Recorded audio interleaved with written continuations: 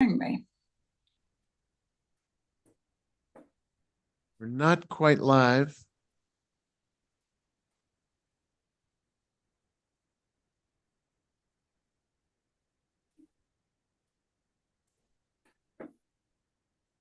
We are live.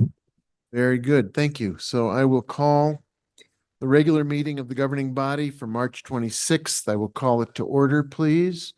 It's 5:06 p.m. We'll start with Pledge of Allegiance led by Councilor Chavez, salute to the New Mexico flag led by Councilor Faulkner, and invocation and remembrances led by Councilor Lee Garcia. Please rise as you are able.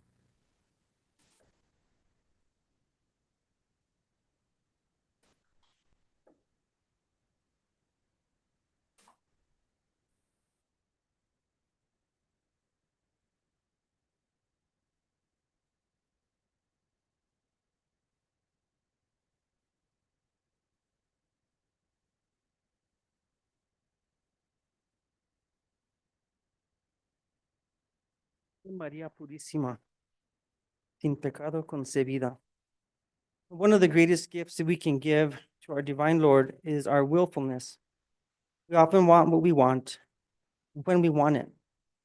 Our will can become stubborn and obstinate. This can easily dominate our whole being. And as we reflect on this, I just want to reiterate that yes, we are one community. We as governing body, elected officials, and administration are here to serve the public. And always keep in mind that we work together and we hash out our concerns and differences, that we can always come to a compromise and do the best job that we can, be good neighbors, good citizens, and good leaders. Amen. Thank you, Councilor. Are there remembrances? Councilor Faulkner. To remember my primo, Craig Paul Allender. He passed away last week, and he was such a kind and sweet soul. We're going to miss him very deeply. Councilor? Councilor Castro. I want to remember the two folks that we lost, pedestrians in particular in the city. And I want to take the opportunity to remind my neighbors today that we can be kind and loving even when we disagree. Thank you so much. I'd like to extend my condolences to the family of Harley Smith, who lost his life in a tragic accident on Monday while waiting at a city bus stop. He was one of our regular riders and someone who was really well liked and well thought of by all the drivers and all the people who offered transit. And it was a tragic accident that took him, and it affected all of us in the city and all of us who are working for the city. And we really want to express our sympathy to his family in their time of loss, and know that we share in their feeling of real sadness that this happened, and extend our condolences. And also, we also feel the pain of our longtime employee who was involved in the accident, and wish healing for him as well. For those in our community who are struggling, whatever reason, health, well-being, feelings of loss, or feelings of being at risk, everyone in Santa Fe is a beneficiary of our thoughts, our prayers, and our hopes for a better time in the future. Let's take a minute and keep our family members, our friends, our community members in our hearts.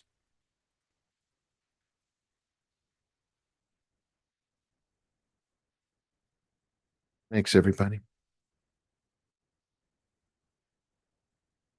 Madam Clerk, could you please call the roll?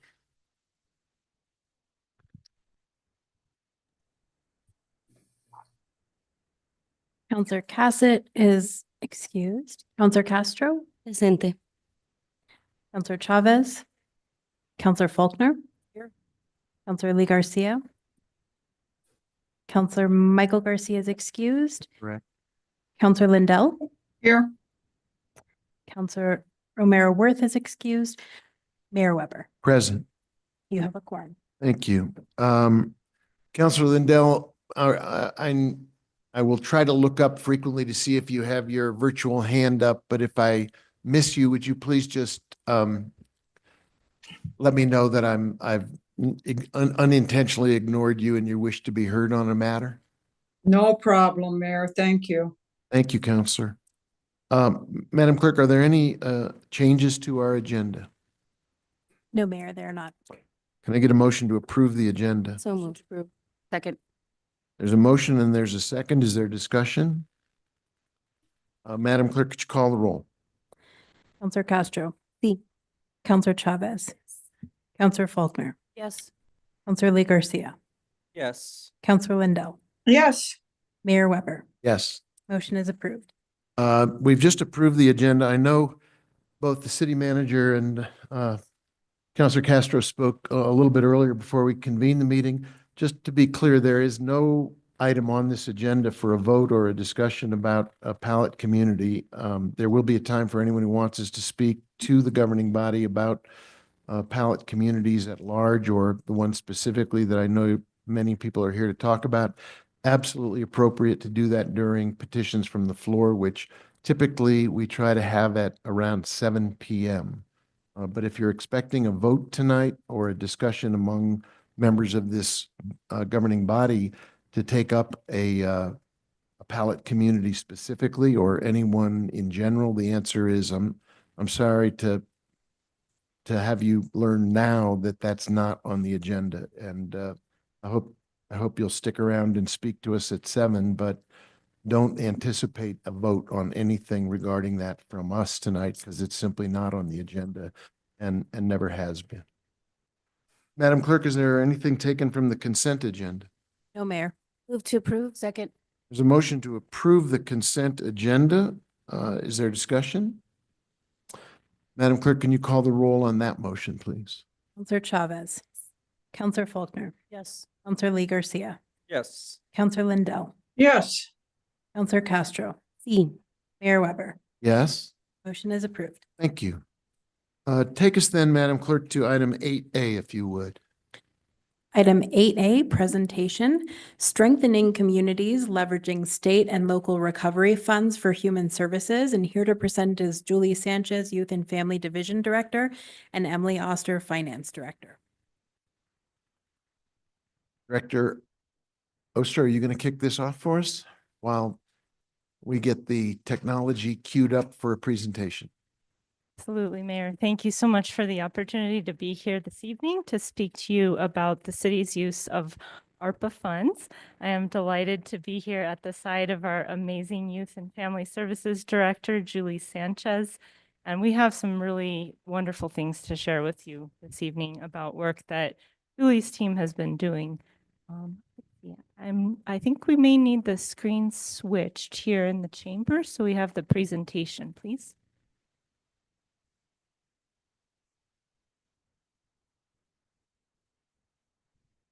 I'll go ahead and get started while we're working on that. Michael, if we could get the screen, yeah, thank you. Great, perfect. So I am Emily Oster. I'm the finance director for the city. And my piece of this presentation is just going to be to take you back a little bit to 2022, when the city received its allocation of ARPA funding. ARPA is the Federal American Rescue Plan Act, and that was part of the federal package of COVID-19 relief. And the city received an award of 15. Hang on one second. We're getting a lot of background noise from the hall. I don't mind folks having a visit, but if they could take it outside of the chamber so we don't get a lot of interference with the presentation, I'd be very grateful. Great. Thank you, Mayor. So ARPA, the American Rescue Plan, is part of the federal coronavirus state and local fiscal recovery funds, which is federal funding that's being administered by the U.S. Department of Treasury. The SLFRF program, which is a mouthful, is intended to provide support to state, territorial, local, and tribal governments in responding to the economic and public health impacts of COVID-19. And so this is a direct award that the city received back in 2022 of $15 million through the ARPA program. In April of 2022, the governing body approved a total of 16 projects funded with that $15 million of ARPA money. Those 16 projects fall into 4 primary investment categories. There is a little bit set aside for administrative expenses. Those 4 investment priorities were community health and safety, economic health, public infrastructure, and children and youth support services. And today we are going to be taking a deep dive into the human services projects deployed through the city's Youth and Family Services Division under Julie's leadership. So really, I'm excited to tell you where we started 3 years ago, and Julie is going to tell you about all the amazing things that her team has done in Youth and Family Services with these ARPA dollars over the last 3 years. The last thing that I wanted to add is we would like to make this a series. We would also like to come back to you and present on the city's use of ARPA to support economic recovery and other infrastructure investments in our community. But tonight, the focus is on Youth and Family Services. So over to you, Director Sanchez. Thank you. Thank you, Director Oster. So just to take folks back just a little bit, when we developed, Hang on one second. Is there a way to make the presentation as full a screen as possible? And while you're working on that, I do want to add one thing to your preface, which is part of the reason I believe we're doing this now is that we were required to have completed the commitment of those funds by date certain.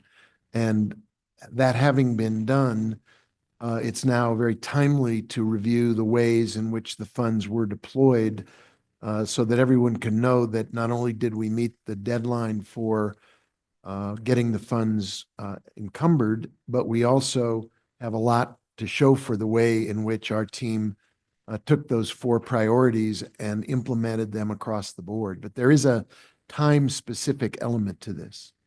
Mr. Mayor, that is correct. Thank you so much for bringing that up. So the deadline, the federal deadline for getting the funds encumbered was December 31st of 2024. And I'm pleased to share that we met that for all of our dollars. So we did not have to send back any of our federal ARPA dollars. And that was a lot of work. The contracting and the procurement phase took a lot of effort from Julie's group and from economic development and many other folks throughout the city. So that was a big accomplishment for us to get all of our ARPA dollars fully encumbered by that December 31st, 2024 deadline. We are now in the period where we are expending those dollars in accordance with the contracts that we entered into throughout 22, 23, and 24. There are already quite a few projects complete and a lot of dollars finished, which a lot of dollars spent, which Julie will talk about. But we have until December 31st of 2026 to complete the expenditure of the funds. But we now know, because we have contracts in place and everything fully encumbered, we now know how those dollars are going to be spent. Thank you. And here's the presentation full screen if anybody wants to follow along as Julie walks us through it. Thank you very much. thank you all. It is a pleasure to be here. I'm Julie Sanchez. I'm the Youth and Family Services Division Director for the City of Santa Fe. And I just want to take folks back just a little bit because I want you all to know how we came to the conclusion on investing in human and social services. And really what we did in my office was we found out we were going to receive this quite sizable allocation of COVID relief funding. And so one of the things that we did relatively quickly was contract for services to get a voice from the public on how we wanted this funding spent. We reached out to our partners at the public schools. We reached out with some of our community partners. We did a community survey. We did some community listening sessions. And then at the end of 2021, we captured information from petitions from the floor during 2 governing body meetings. So folks had the opportunity to speak on what the city's priorities should be for this large allocation of funding. And the voice was overwhelming. community health and safety was the #1 priority, along with children and youth support services, as well as programs for economic health. So a lot of folks, and you can see some of the quotes we pulled from some of our session attendees, folks were really worried. Folks were scared. Folks were, we are a hospitality community, and a lot of folks were already feeling the impacts of the first wave of the pandemic. And we're really looking for ways to feel supported and ways to kind of acknowledge their struggles and the affordability of our city. And so it was a fantastic opportunity for us to hear the community voice, but also have the governing body respond in a way that was really intentional. And so from the respondents' feelings on this funding, we actually decided on 4 priority projects: early childcare, homeless services, community and youth violence, and our cash assistance programs. Towards the end of 2022, we received an allocation in funding for administration, which we won't go into depth too much, but we did fund a few evaluations as well as some contractual support for each one of these priority projects. And then so just a breakdown of our ARPA funding.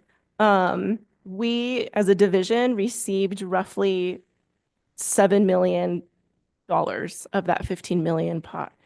We also received about $1.1 million from the county for some of the cash transfer programs and direct cash funding, as well as a small investment in our youth and community violence work.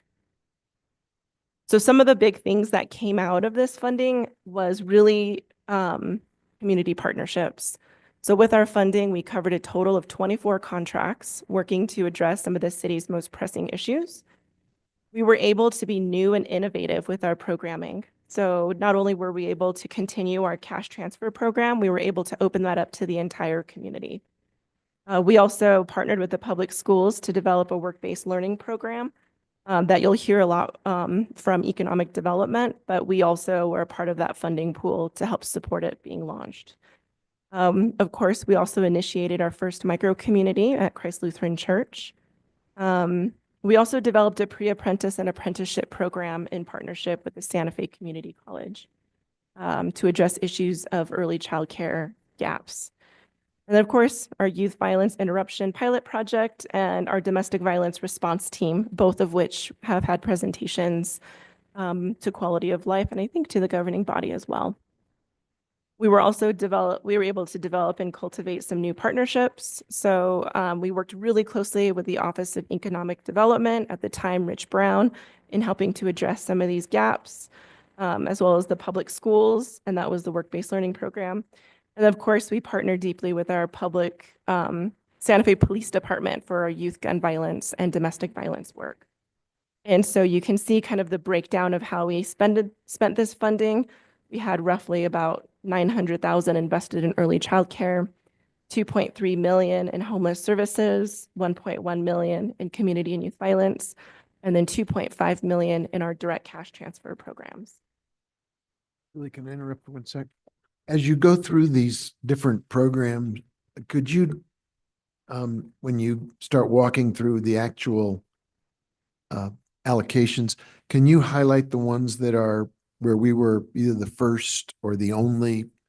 Put an asterisk next to those, because I do think the track record of leadership and innovation that is present in all of these categories can easily be obscured by the overview, but in the details, there's so much leadership, creativity, innovation, and community outreach that if you can highlight that for everybody's benefit, I think it'll draw particular attention to those amazing first-time leadership elements that really pioneered Santa Fe in this effort. Thank you, Mr. Mayor. So that's a great segue to our first project, which is our early childcare pool, in which the city of Santa Fe was one of the very first cities to invest fully in a pre-apprenticeship and apprenticeship program based on getting individuals into the early childcare field. And this is our Apprende program. Our partners were going to come this evening, but they are on spring break. So go figure. Same with their student parents. So students enroll in this program as a pre-apprentice. They earn a certificate, join an apprenticeship, and earn an associate's degree. Since this program launched in I think the end of 2022, we've had 65 pre-apprentices in the program and 38 apprentices. And that was since, fall of 2022. 812 children have been served by this program. 50% of those identified as Black, Indigenous, or people of color. 46% are from low-income households, and 35% are from dual language speakers. So this program is really unique in a number of ways. One, it is very centered around the student. And so the classes are available in both English and Spanish, which is a huge challenge for folks who are Spanish speaking only who want to get into this field, but all the classes are in English. And so this was a very innovative approach to working with the population who is Spanish only. Students are paired with a mentor teacher, which again is something that's very different for these kind of programs. And then we love cash assistance. As students are in this program, they earn a livable stipend in order to support their ability to attend college.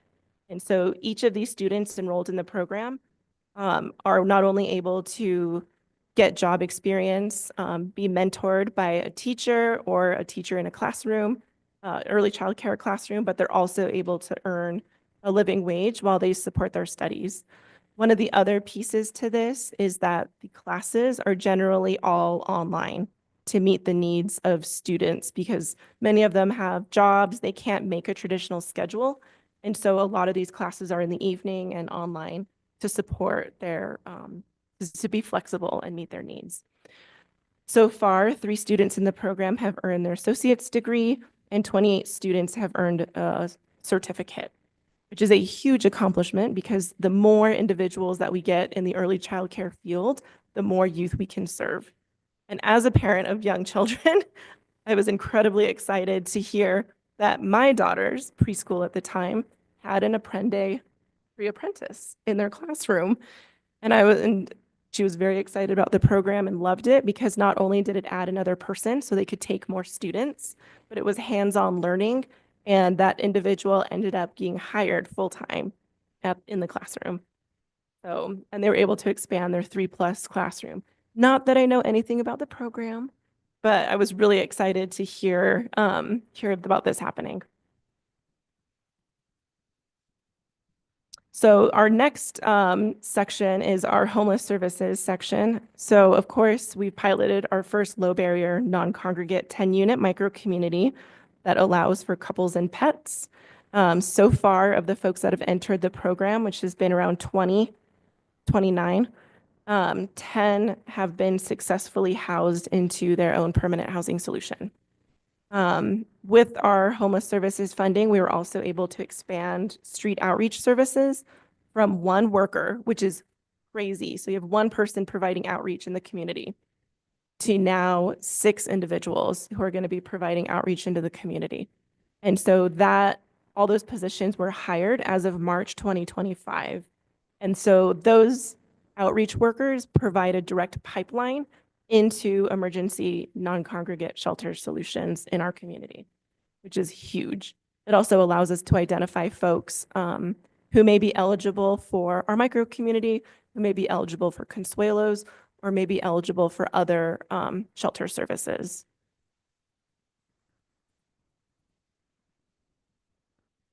One of our other big programs under the ARPA funding is our community and youth violence initiatives.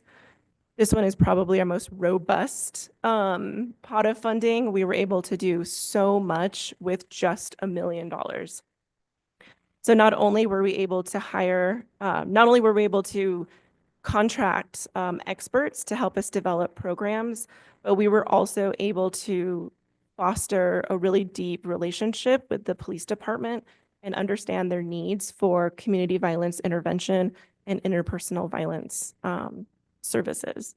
And so because we were already developed a strategic plan for youth and community violence, we were able to take both that plan as well as our funding and use it as match to apply for other grant funds. So we received DOH funds. Separately, we received our domestic violence response funds, which allowed us to hire a specialist who is now started and is full-time, which is incredible. We were able to, through our partners who are responding to interpersonal violence, we have executed 26 safety plans via community contracts that have been executed for survivors of domestic violence since the program started in December of 2024. So that's only 4 months, and we've had 26 safety plans executed. I'm getting a final count on lethality assessments, but hopefully when we come back as a follow-up to some of this work, I can bring that forward as well. One of the other big things was we began a provider multidisciplinary task force to work with all of our funded agencies to support care coordination for survivors of domestic violence. Domestic violence is a very siloed response. And so having contracts at key areas and then also having a domestic violence response specialist allows us to actually walk a survivor through the entire continuum and allow them to get access to services immediately. So that's the domestic violence piece. Part of this intervention also includes preventative services, which is our work-based learning program. As part of our contract, we made sure that the program targets high-risk youth or youth who may be at risk of being suspended or may have behavioral issues. And so far, just from the economic development and youth and family contract, more than 400 seniors and juniors have participated in the work-based learning program since it started. 300 plus youth have been involved in various violence intervention and prevention classes since we started our contracts in December. So this youth violence, and there's so much more in there. We also are developing our own task force around addressing gun violence, which has become a huge issue throughout the state. And so we'll be starting to receive referrals and community-based contracts for that work, probably by the end of, oh my gosh, this month. I'm like holding my breath. But that's an amazing partnership with the DA's office, prosecutor's office. We have a whole community violence, youth community violence intervention task force that meets right now twice, actually once a week, in order to meet and plan and get our referral process started.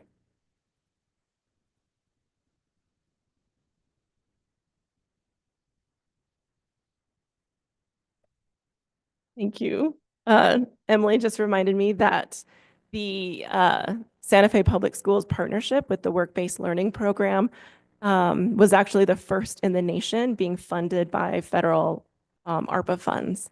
And so we received a national recognition. Well, the public schools did, but of course the city was also recognized because it's the first of its kind using these kinds of funding and the partnership with the city. I'm going to asterisk that. Another innovative program that we've also received a lot of attention for is our cash assistance programs. So far, and we'll be finishing up our third round of cash assistance. Over 1,000 constituents have received direct cash assistance from our ARPA funding. Funding has been used to support everything from back rent, utility payments, catching up on car payments, covering medications, groceries, paying for childcare and other basic needs. We also continued our MGI program in which we had 90 additional Santa Fe Public School parents enrolled and funded through our MGI program. And we're going to be getting our final evaluation for all of our cash transfer programs through UNM. They're actually conducting an evaluation to see how cash assistance supports individuals in crisis, both one-time, 9-month, and then ongoing payments. So we're really interested to get that study back, hopefully by the end of this year, when our ARPA funds are expended. We've received a lot of attention for our MGI program. We just recently found out that Wayne County, I think in Illinois, Michigan, is going to be replicating our model almost to the T because they recognize how important it is to support young parents through their education in a community college setting, and how you break cycles of generational poverty through education and supporting not only the child, but the whole entire family unit. Some of the preliminary studies from our MGI, our first cohort of MGI parents is one, the parents who graduated and received their certification actually increased their income by an additional $20,000. They were also much more likely to graduate from their community college program, and also spent much more time with their kids and were much more intentional about being able to, be involved in youth activities. So another program to asterisk. So really, we've been investing today and transforming tomorrow. So these investments are just the beginning of our strategy to uplift youth and families in underserved communities. In the following months, we're going to be focused on tracking and measuring success and ensuring that we see real impact in education, employment, and family well-being. And our goal with this ARPA funding is really to create lasting transformational change for Santa Fe's families and youth. The programs that we've designed are really to uplift folks, create new opportunities, and build resilience for future generations. And so, of course, we continue to look forward and presenting to the governing body as we continue to roll out all of these investments. And really, we can do incredible things with a large flexible allocation of public funding.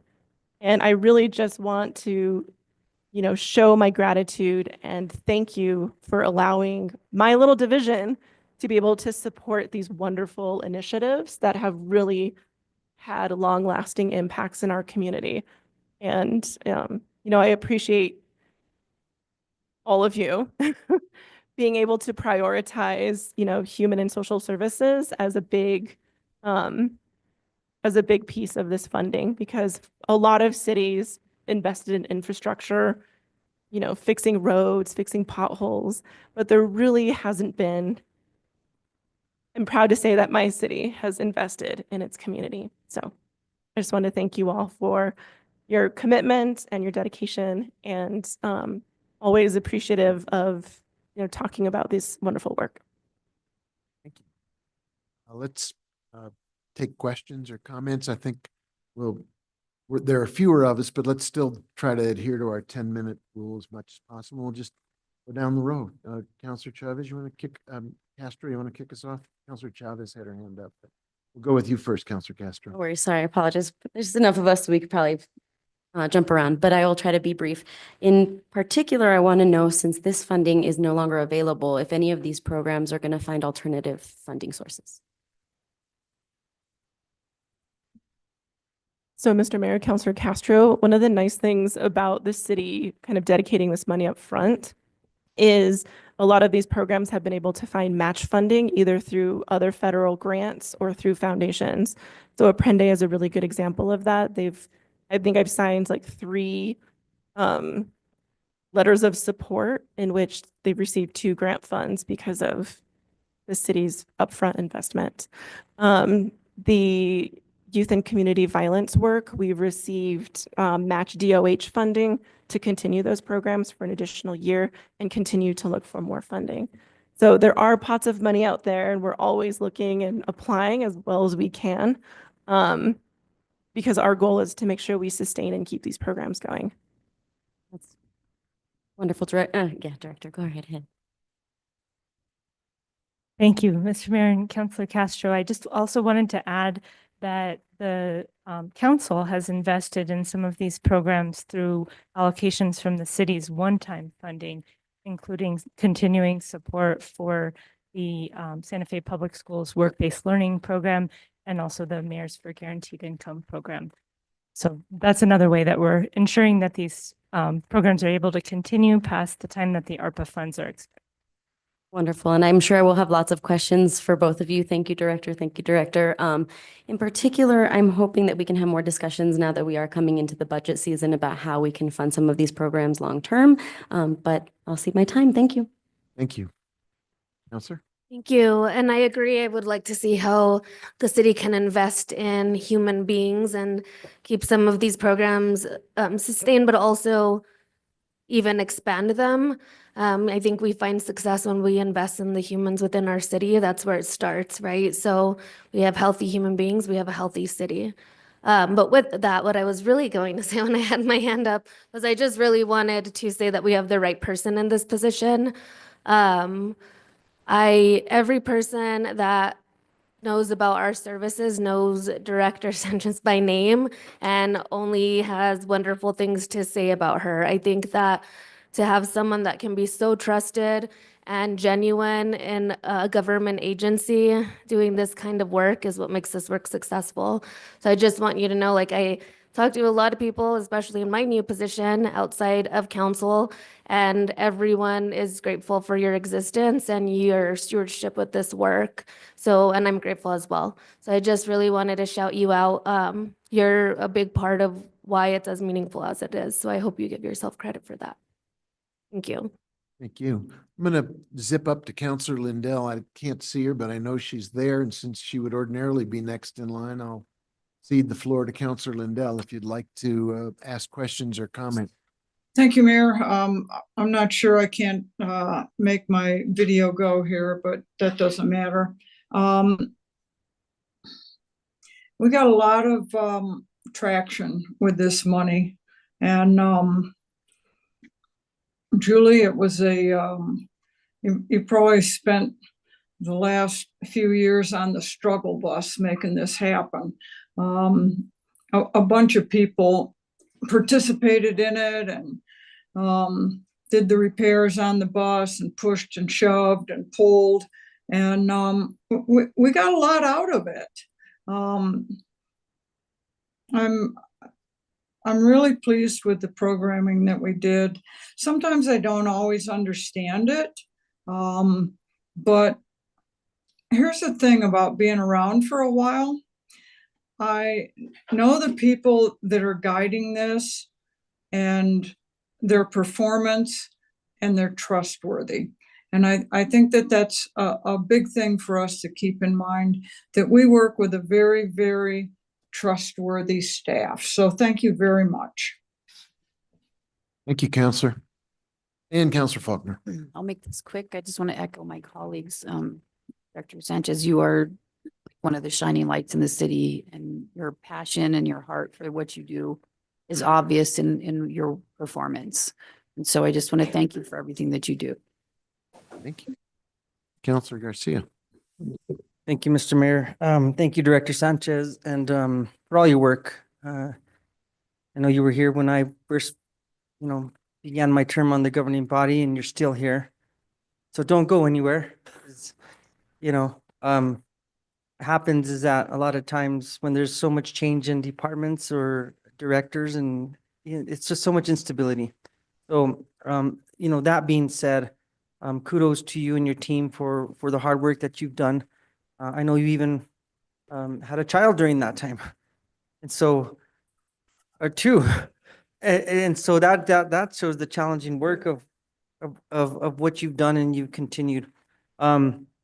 Echo the sentiments and of my colleagues. How do you continue the project, and funding is the biggest source, the biggest issue usually. Follow through, people, personnel, project procedures, everything. It just all goes hand in hand.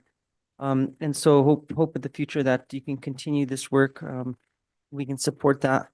One question I may have is in regards to how do we evaluate the success of the programs? And what kind of metrics do we have in place to say, hey, look, this is working?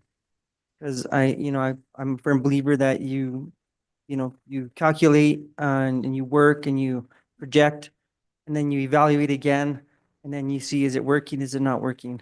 And I do believe that you have to invest in people, in any organization, in any community. You know, how do we also follow that up with, you know, how do you keep it going? But how do you measure the success of it? I'll stop there. Maybe you can answer that. So, Mr. Mayor, Councilor Lee Garcia, one of the requirements for ARPA was to create performance measures for each one of these projects. And so built into each one of our contracts are performance measures for us to see what difference we're making with that funding. So for example, it could be, in thinking about the Apprende program, it's how many students have graduated, how many young people have these new apprentice and pre-apprenticeships have brought in to the early childcare system.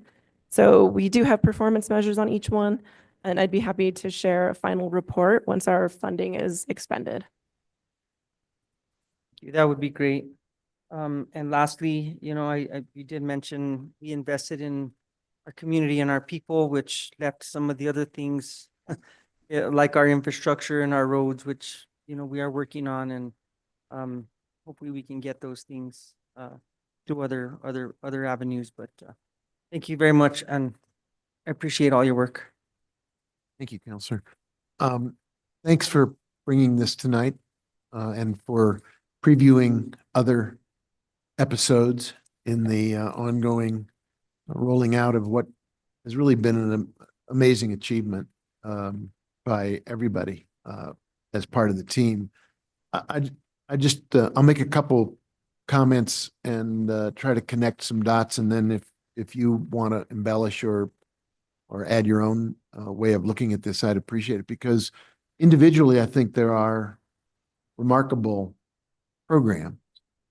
But more than that, there are some overarching themes for me that are evident when you look at the different categories and tie them together. First thing, some of you know I attended a few years ago a program on what does it mean to be a just city. It left a very strong imprint on me that Santa Fe historically has been on a trajectory toward being more and more a just city in things we pioneered. First city in the country to have a living wage, always in our city charter to be a welcoming city. And now with these initiatives that you've put on the screen for us tonight, individually and collectively, I think they represent a moral compass for the city and additional evidence that we are investing in and living our values. And so when you bundle them as a collection of investments, programming efforts, individually, they're quite remarkable, but overall, they really are a statement of what we stand for. And the second thing that I would say more at a policy level is that I think you could look at this set of activities and more that aren't ARPA funded, but or other non-city funds from our general fund, and say that if you looked at our approach to these fundamental human needs in our community, you could really articulate a social policy for the city of Santa Fe. That people talk about what's your urban policy, what's your design policy, what's your land use policy.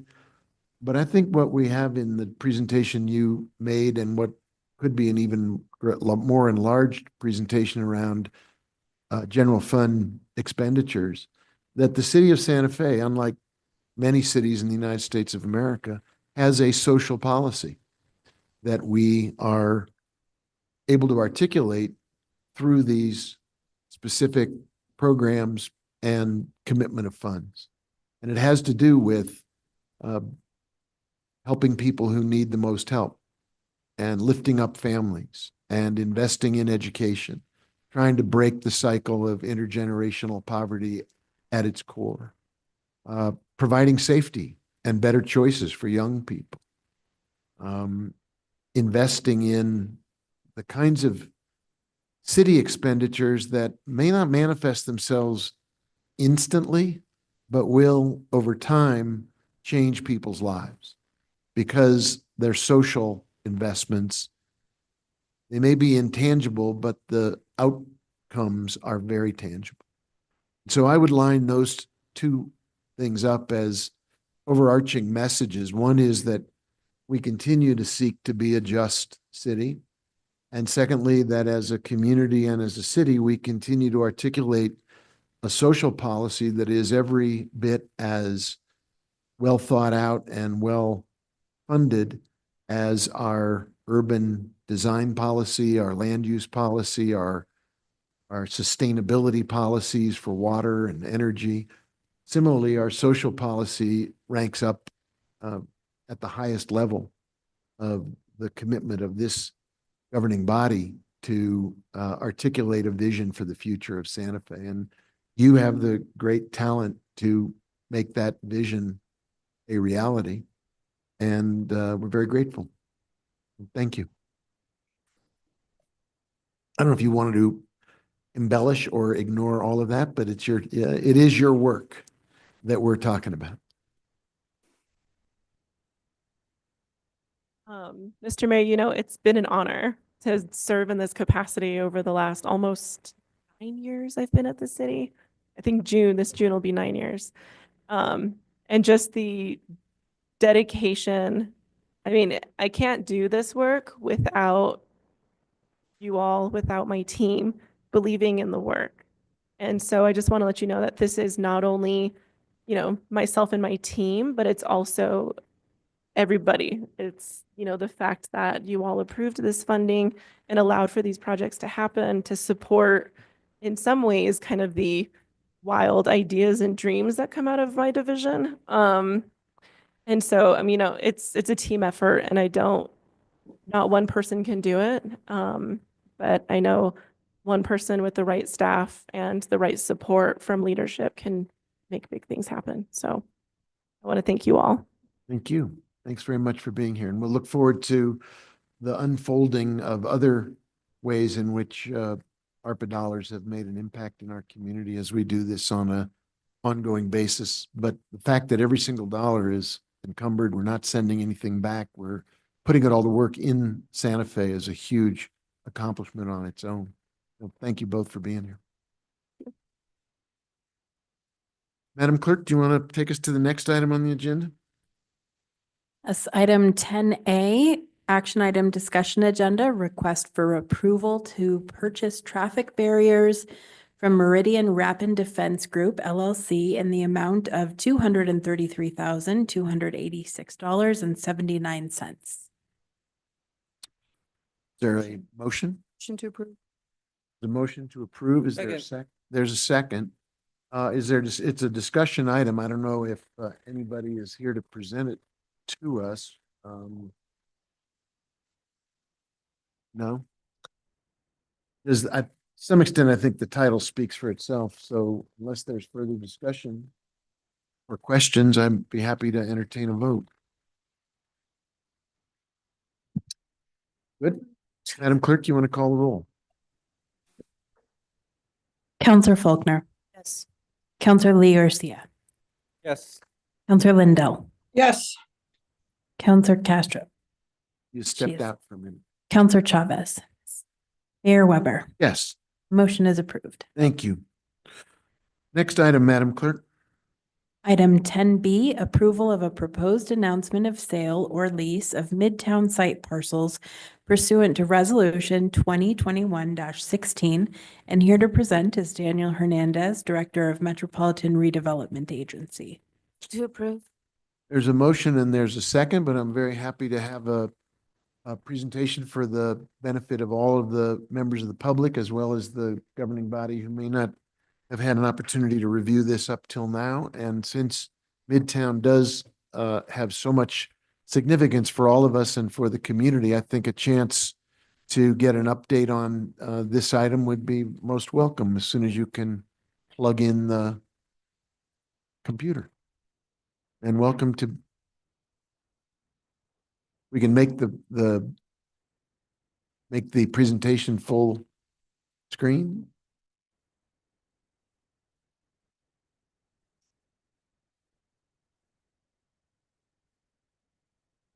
There we go. Welcome. Make sure you're really right in front of it so that your voice carries and so that the folks who are watching or listening Now? home. Yeah. Much better. Thank you. Okay. Fall. So we are about to embark on a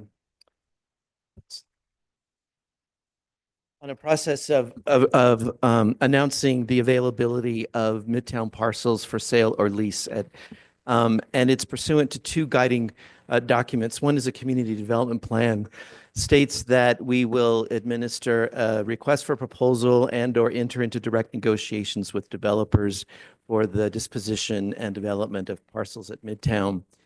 The other guiding document is a resolution that the governing body passed in 2021 that states that we require governing body approval for the disposition or the sale or lease of public property, the disposition of property, public property. So tonight is about fulfilling those two guiding regulations. So the last time you probably saw Midtown was at this level, the sort of the framework for the development of all the 64 acres at Midtown. This was out of the master plan that really provided the guidance and the regulations for the uses that were allowed at Midtown and what was not allowed at Midtown, with the guiding principle of creating a new center in Santa Fe, and it was to be a mixed-use urban center that had compact development with a variety of uses that were really anchored by two major uses. On the north side would be arts and culture and civic uses. So we would be preserving the Visual Arts Center, the Garson Performing Arts Theater, the library, as those big civic institutions on the north side. And then on the south side, major job creation and economic development around film and multimedia production. So as you know, and as you passed the disposition development agreement resolution in December, that is moving forward. Actually, the developer for that has broken ground, and there's a groundbreaking ceremony tomorrow morning for Art House, which is the first phase of the residential development, not on the Midtown property, but on private property, the previous Schellenberger tennis center property, but it's right across the street from the Garson Studios, which is on our property. He has submitted permit drawings for the first phase of development for the film production on Midtown site for Driscoll Hall, and tomorrow he's issuing permit sets for Garson Studios, and he wants both of those to be completed by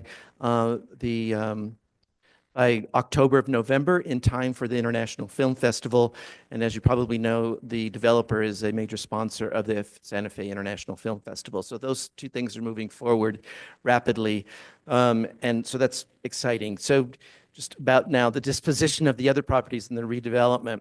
So since that master plan was approved unanimously in 2022, there has been a lot of work just around the public right-of-way and the infrastructure.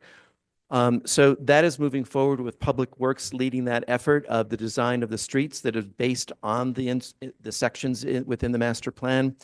But what more importantly happened just last month was, or this month, was that we surveyed and charted the streets and all of the parcels that would be built that could be redeveloped at Midtown. So there are 22 large tracts for development at Midtown. Of the 22, 8 of those parcels are up for redevelopment for sale or lease as part of this disposition process. So that means that 14 parcels of that 22, again, are actually already in pre-development. So again, there are 8 parcels that are for sale or lease related to this request for a vote to dispose of property at Midtown. So those are parcels. Looking at from an acreage perspective, we know that there's 64 acres at Midtown. Of that 64, 24 acres are up for sale or lease. And so that means that already 39 acres at Midtown are under contract, moving ahead in pre-development, or are part of the civic infrastructure, meaning the streets and the public right-of-way. So this is the way that it's broken down. Again, the film use is about 11 acres. The community use, those existing buildings that I described, about 7.7 acres. The civic uses, which are a large Arroyo Park that's at the eastern edge of the site, a Midtown Plaza makes up that 7.8. And also, as you know, that there's a state-owned property, we call it Tract O, that's 8 acres, and we're in discussions for the redevelopment of that with the state for affordable housing and commercial development. And then of the public right-of-way, there's about 4.5 acres. So again, what's left is that 24.8. So it's not as big of a problem or scale of that people thought it was of that 64 acres. It's about 24 acres that we're actually needing to find developers to redevelop, and that's what we're embarking on now. I want to reassure the governing body and the public that the community development plan continues to drive the decision-making for Midtown. Again, we want to make sure that 30% of all of the units at Midtown will be affordable to low and moderate income households. So those large tracts that you saw will be further subdivided for those affordable, 100% affordable housing parcels. We will prioritize workforce and moderate income households as some of the priority types of projects we want to see. And we will also definitely be prioritizing projects that include building the inclusionary housing on site rather than negotiating and or looking for projects that are only looking to pay the in lieu fee. And also, we want to prioritize projects that propose uses that are within the community development plan, neighborhood serving retail and services, uses that create jobs, new entrepreneurs that want to establish businesses in Midtown, et cetera. And also uses that facilitate the 24/7 arts, culture, entertainment, and recreation center at Midtown. So those are the kinds of proposals that we'll want to see and facilitate, negotiate, et cetera. So this is the process we're undertaking. It's something that you're familiar with, but we're also going to be doing outreach to developers in a much different way than what we have with the standard RFP process. So tonight, did you see the first arrow is governing body? You will vote on whether we proceed or not with the disposition of these 8 parcels, these 8 tracts. The next thing, and we've already begun putting all our materials together for marketing the parcels. We're working with the Urban Land Institute because they have a regional office as well as a national office to ensure that we're getting a lot of our materials out to the development community. And we're also just working with the local developers and notifying them of upcoming events. We're going to use the month of April to have roundtable discussions with developers, as well as site tours that we're doing in sponsorship and collaboration with ULI in April as well. At the beginning of April, it's scheduled for April 4th. Again, all these things are dependent on the vote tonight, but we're gearing up for that if we get the positive vote. The next thing, again, we'll enter into negotiations through the exclusive negotiation agreement. We will come back to the governing body with any proposals that we get. We'll make a recommendation to the governing body at that time. We'll go into executive session to discuss those proposals to get your guidance and leadership on proposals that we may want to pursue or not pursue. Then we will then negotiate with those developers and enter into the disposition and development agreement, which will come back again to the governing body for a final approval for moving forward. And you guys are familiar with this process based on what we just went through with the Aspect Studios. So that's the presentation. Again, for requests, Jack Kelly in the MRA office is leading this effort. So we're requesting all developers to address information to him as we move forward. Thank you. We'll take questions and comments from, we'll just do what we did with the presentation. Go ahead, Councilor Garcia. We'll start at your end of the dais. Thank you, Mayor. I don't have many questions. I asked a few during finance and appreciate your work on this. I think this piece of property that was the city purchased years ago.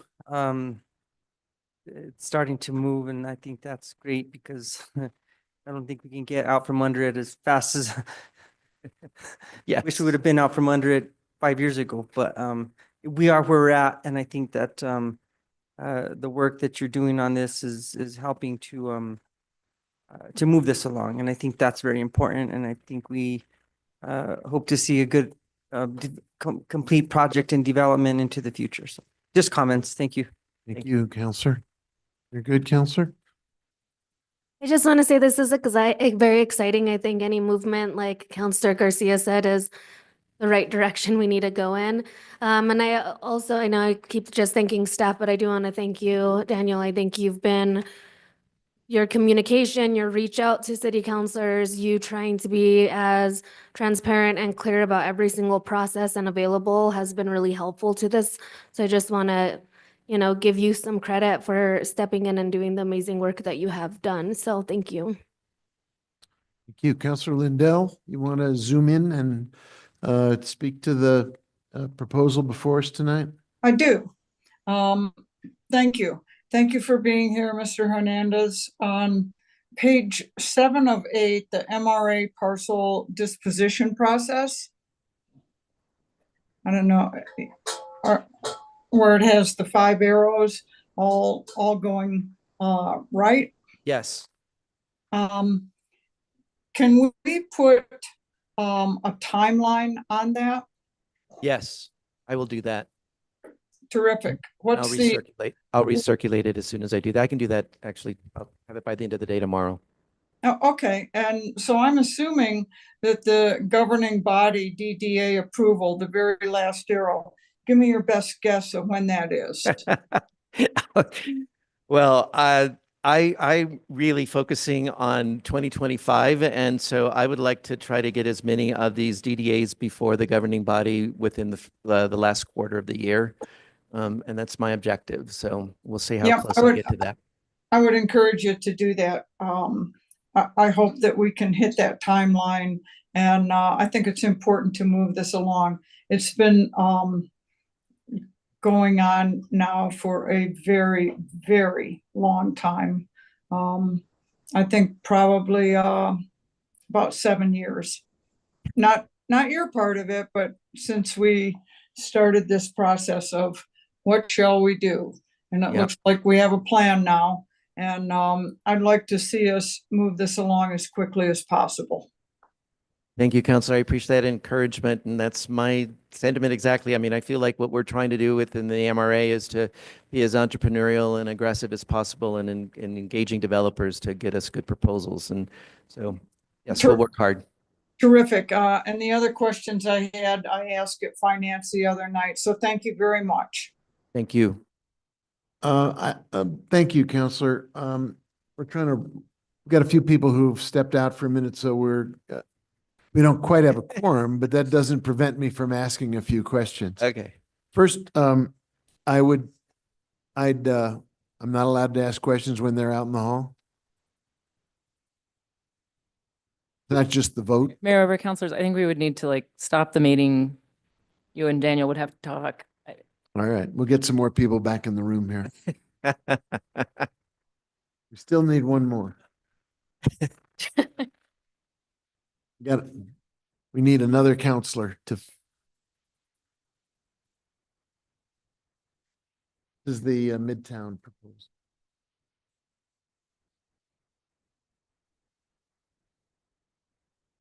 Director, anything you think I should know before? We have to wait till we have a quorum. All right. Over councilors, we're not voting. It's just that when we lose the quorum, we would need to adjourn for some period of time and then reconvene and keep that in the minutes. Okay, we're all back together. So let me see if I can pick up where I was. Daniel, I have a couple things I wanted to, Mr. Hernandez, go over with you. One is, I think you slightly misspoke about the percentage of affordable units on the site. 30% is the minimum. Yes. It is a floor, not a ceiling. Yes. And so as we entertain proposals for housing on any of those sites, if anybody wants to exceed the 30% minimum total, that would be more than welcome.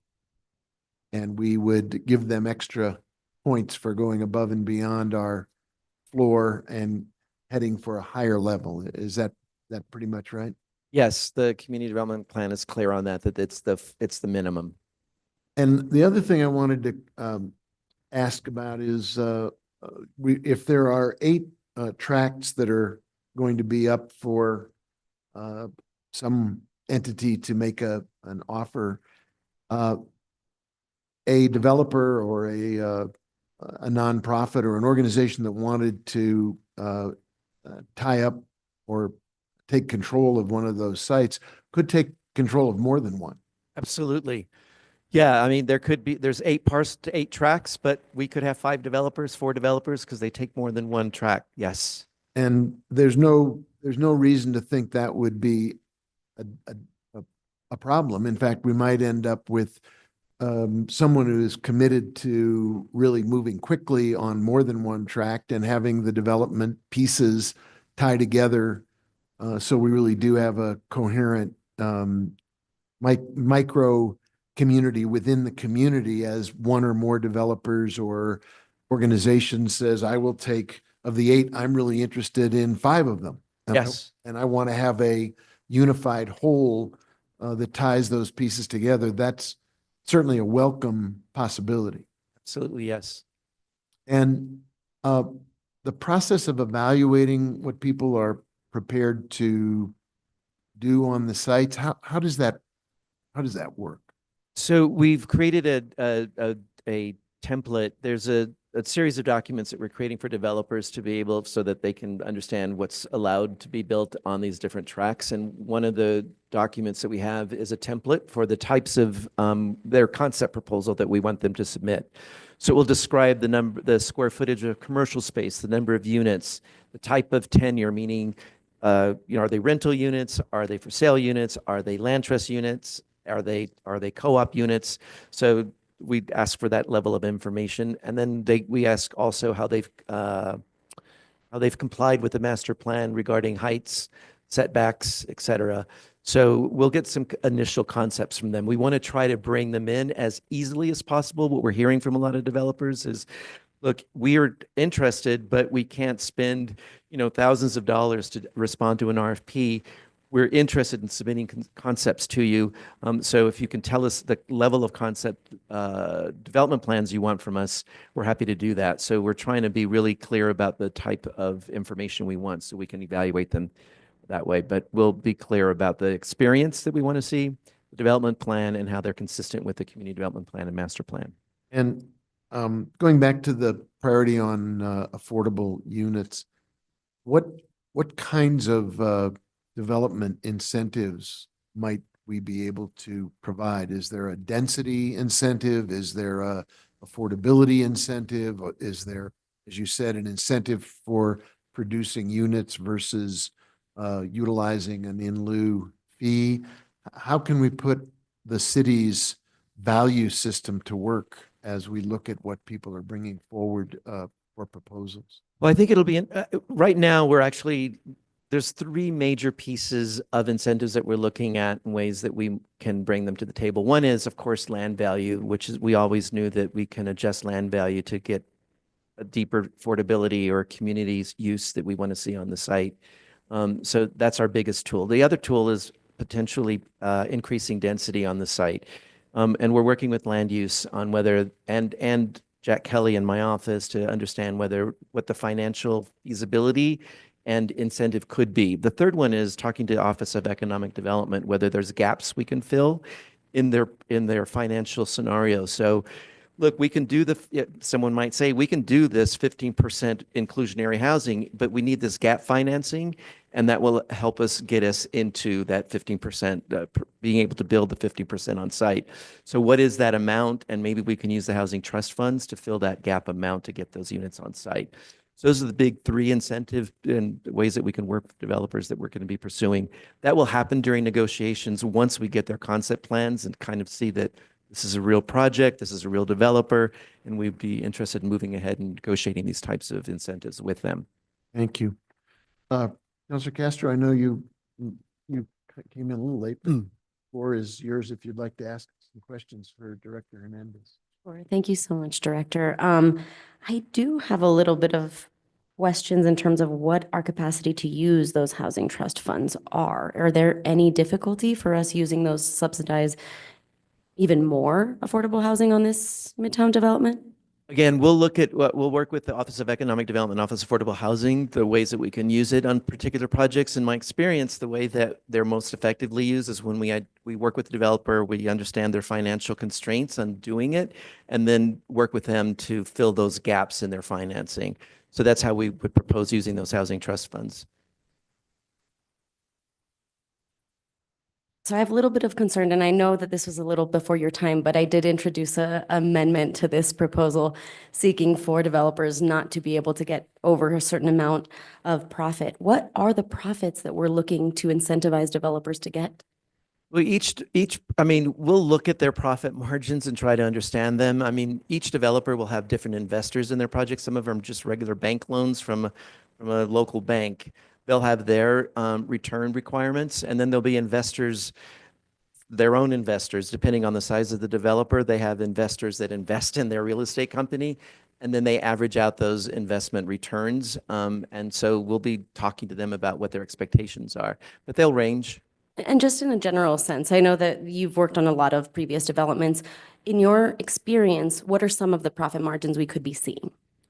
Well, we'll probably be seeing cap rates mostly, and we'll probably be looking at anything between 6, 7, 8%. So again, we'll see what they bring. There is so much uncertainty right now in the economic marketplace.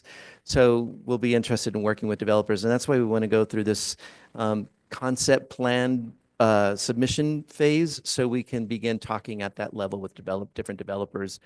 Yeah, so anyway, that's how we're proposing to move forward with them. And I know you've had an extensive community engagement plan and process that you've already gone through with the Midtown development. Will the community have any opportunity to have input on some of these developments? Do you have suggestions? I mean, what we're hearing mostly from the community is they're really interested in seeing us move forward with projects.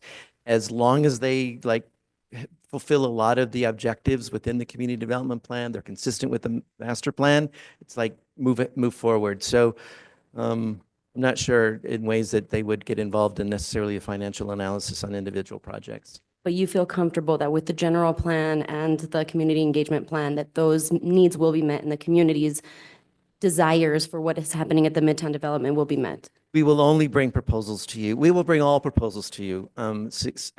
We will bring all proposals to you. And we will make a recommendation based on that proposal to in its consistency with both the master plan and the community development plan. And you'll be able to evaluate them yourselves at those sessions as well. Perfect. And our constituents can always email us and they have our contact information. Perfect. Thank you so much. And I cede the floor. Any other comments or questions? I have a motion and a second on this item. Madam Clerk, do you want to call the roll? Counselor Lee Garcia, Yes. Counselor Lindell, Yes, Counselor Castro, Yes. Counselor Chavez, Yes. Counselor Faulkner, Yes. Mayor Weber. Yes, Motion is approved. thank you. Support this project. Thank you for moving things forward. We appreciate it.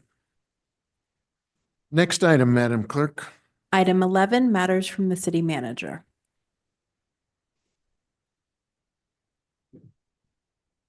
Snuck up on me. I'm happy to announce some more anniversaries for our employees. I will do this as efficiently as I can. We have a 25-year employee. This is for the month of March. All of these employees have celebrated anniversaries in the month of March. And the first employee on the list has been with us for 25 years. So to put that in perspective, since 2 months after the Y2K bus, this person has been employed by the city. in the, as the custodian lead worker in facilities, and that's Virginia Noriega. We also have a number of 15-year anniversaries.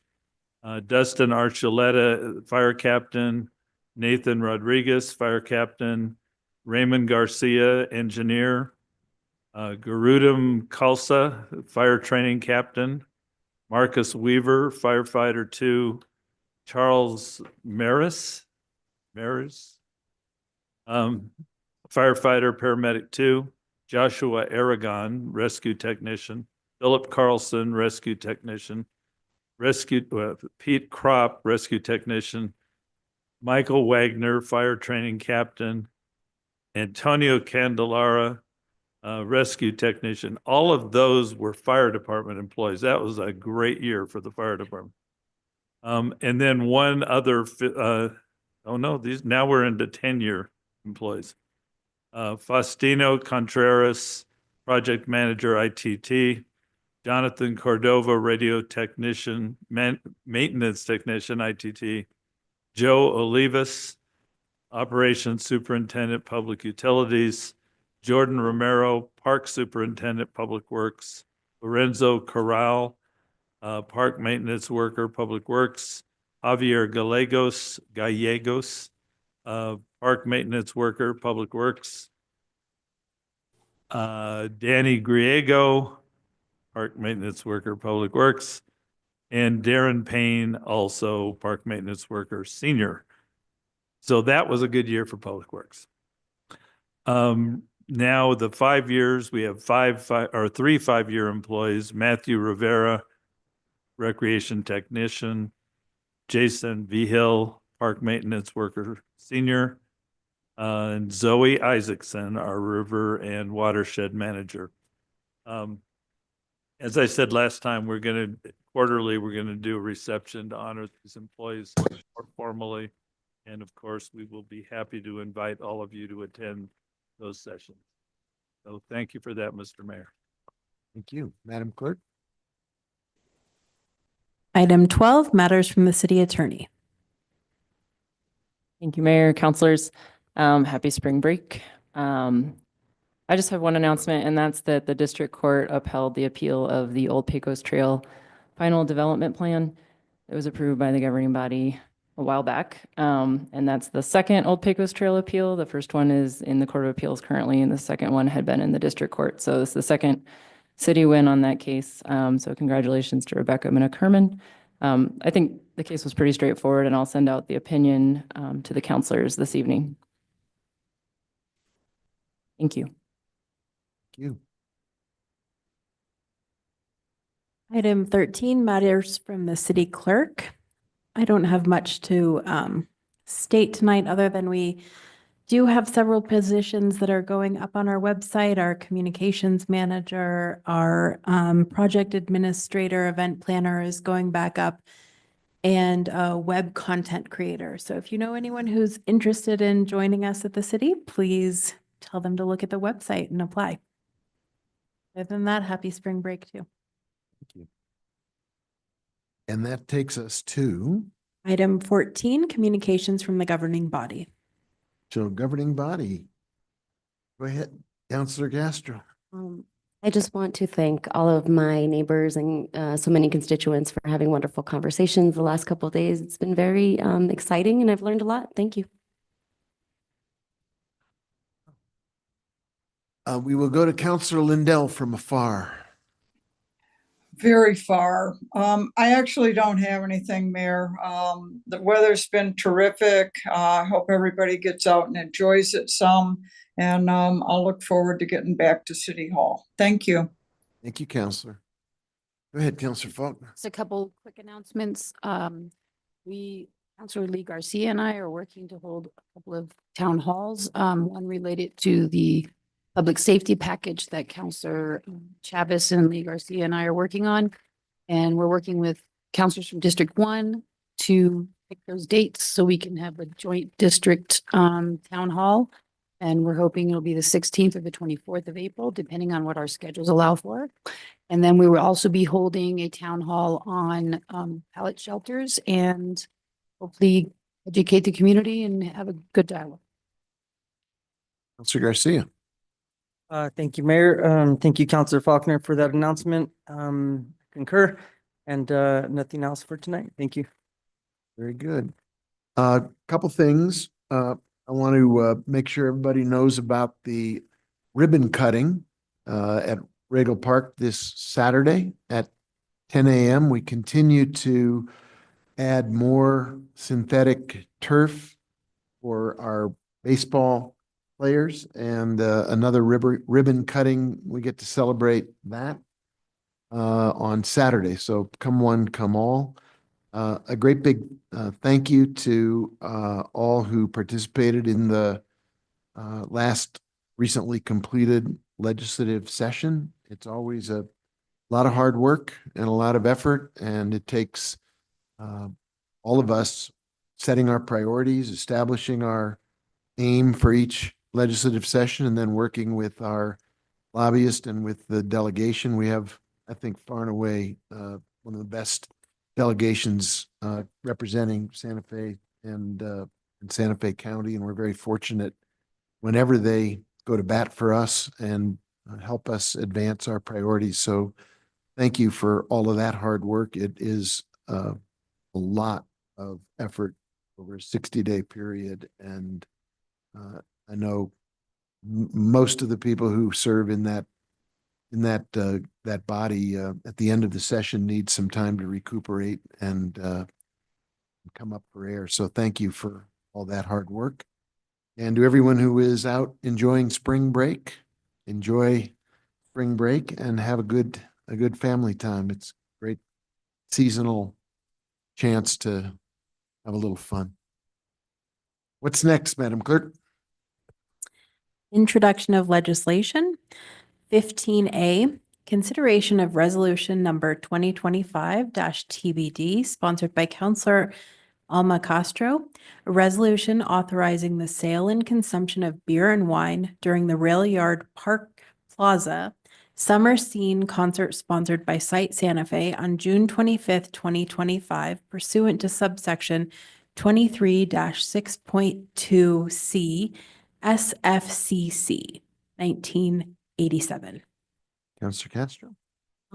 Another alcohol resolution. We are working to have less of these come before us. So if any of my constituents have opinions about beer gardens at events, please email me. Madam Clerk.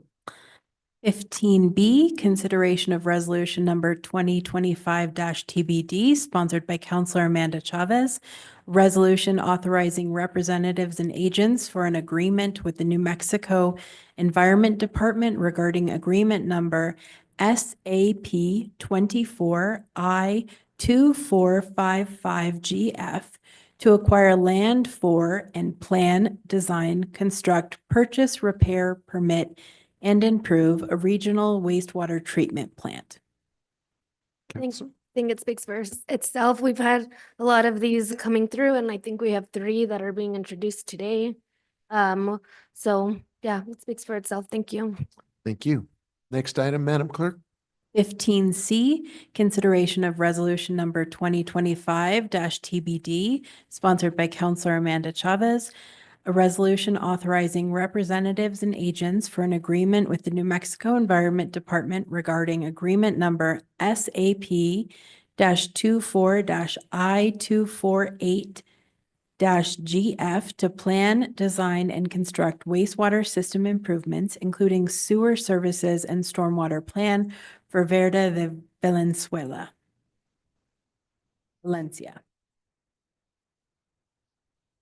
Okay, speaks for itself. Next item. 15D, consideration of resolution number 2025-TBD, sponsored by Mayor Ellen Weber, Councilor Jamie Cassett, and Councilor Amanda Chavez. A resolution making a finding of necessity and designating an area comprised of majority of Midtown Local Innovation Corridor Overlay District as a metropolitan redevelopment area. Speak to. I'll just say a quick word about it. We were all, I think, very engaged when Director Hernandez made his presentation earlier tonight about the progress that's being made toward actually implementing the plans around Midtown. And this is yet another step toward getting the legal designation required so that there can be a redevelopment district, and then funding that is only available to redevelopment areas can then be applied inside the Midtown district as a way of adding more capital investment and improvements that will help that area as we move those plans forward. So it's very specific toward keeping the benefits of the area in the area, and yet another step in pushing Midtown forward. That's all I would say, Mayor, too, is I just want to emphasize how encouraging it is to see anything moving forward around Midtown, because I think that we've all been as patient as we can be, but we're excited to start seeing some movement there. And so I hope the community can see that those pieces are coming together. Yeah, thank you. And I want to propose moving or adjusting the agenda to move appointments to our next topic for discussion, and then continuing the agenda as is. There's a motion to Second. amend the agenda, so we skip to appointments, and then we'll come back to the regular order. And actually, Mayor, could I go ahead and Mayor and City Attorney also just include a recess in there until petitions from the floor at 7 o'clock, whatever that time gap may be?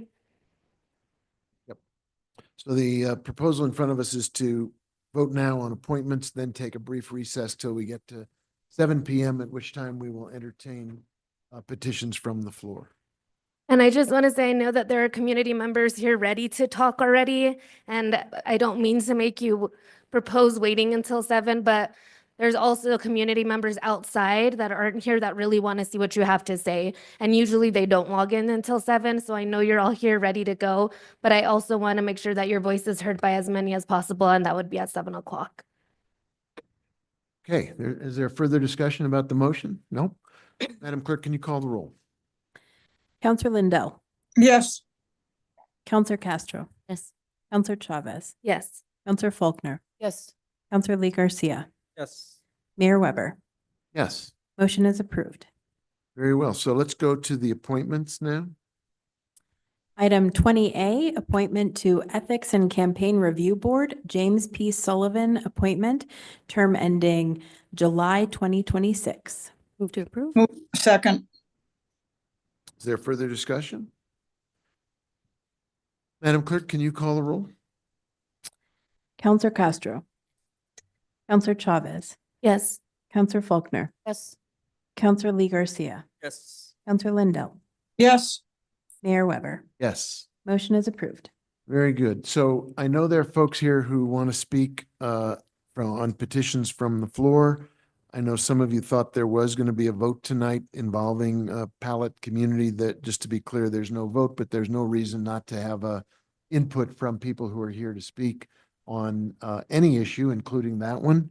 But we do try to schedule it as close to 7 p.m. as possible, so folks who are used to the 7 p.m. start time will be on Zoom or come specifically to the council chambers at that time. So what we'll do is take a brief intermission, and we'll be back at 7. Thanks, everybody.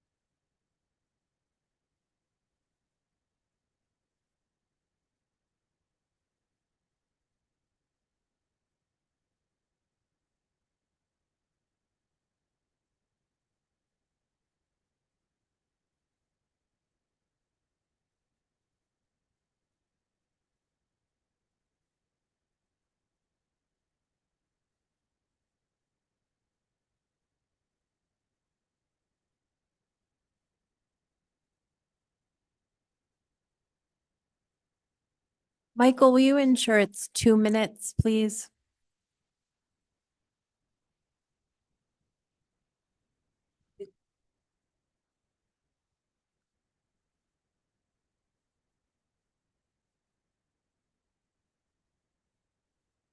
All right, thank you very much, everyone, for your patience. I appreciate it. It is 7:02, and we are back in session.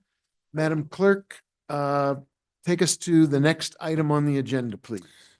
Next item is 16, petitions from the floor. Very good. So anyone who wants to come forward and speak for 2 minutes on any subject, you have a opportunity to address the governing body.